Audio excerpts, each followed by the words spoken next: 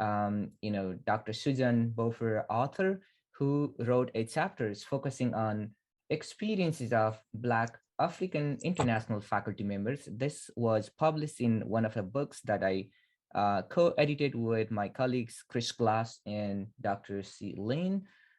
So this is her chapter, and now over to you, Dr. Arthur. Hi, everyone. I hope you're all doing awesome this morning.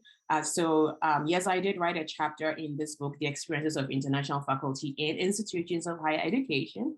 And my chapter focused on the experiences of Black African international students. So I did want to share, and I think I put that in the chat box as well, that for individuals from Africa, and then I'm going to narrow it down to Sub-Saharan Africa, that study abroad is not necessarily a semester away or 2 weeks away, as most individuals in the United States kind of like imagine when they think study abroad.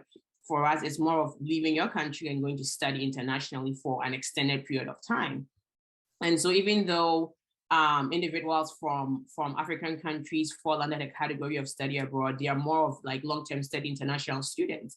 And once they transition from that, and let's say they get into higher education, their experiences seem significantly different or markedly different from that of the regular individual with, who has African descent. And so in this chapter that I wrote, I explored what some of those experiences are.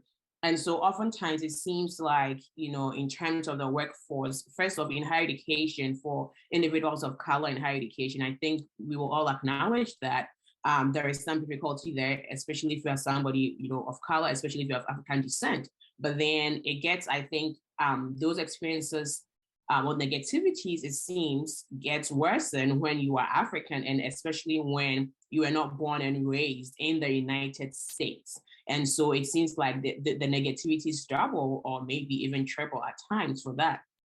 And so you may find yourself, a lot of individuals of African descent know that they have to work twice as hard. But then if you are from Africa, that directly from Africa, like myself, you are not working, twice as hard. You find yourself maybe working, triple times or maybe even quadruple times more to offset some negativities that may come up, as a result of that.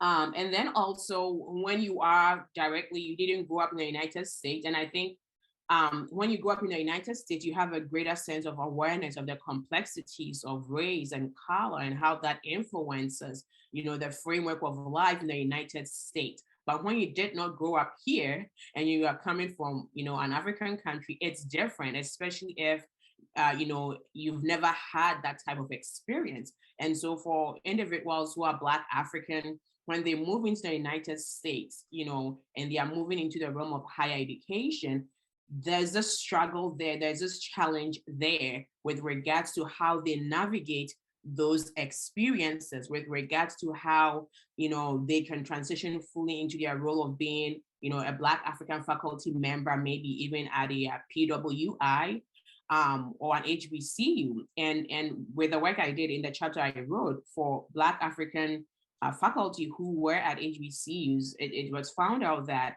their experiences were more in line, not with what they know, but more in line with their accents and so on and so forth. Whereas for Black African faculty who were at at PWIs, their struggles were more in terms of, did they really know what they purpose to know? Their struggles were more in terms of classroom incivilities from students and other faculty and so on and so forth. And then also this notion that, they could ask for help, and that even if they did ask for help, then that meant that they still were not qualified enough. And so there are all of these negative ideologies and stereotypes that they have to combat in terms of being able to work effectively in their fields that other people do not necessarily experience. And so in that chapter, I described all of these things and how that impacts their work and their ability to contribute effectively to the colleges that they work at. This is not to say that there are no benefits, that it's all negative. No, I talk about the positives as well, that they contribute to the, framework of the institution. They sometimes negative. No, I talk about the positives as well, that they contribute to the, framework of the institution. They sometimes establish, They sometimes establish study abroad programs that work to take, students back into, African countries to explore and examine those places and things like that. However, these are all challenges that they sometimes encounter. So that in sum was what my chapter was about. Thank you all for listening.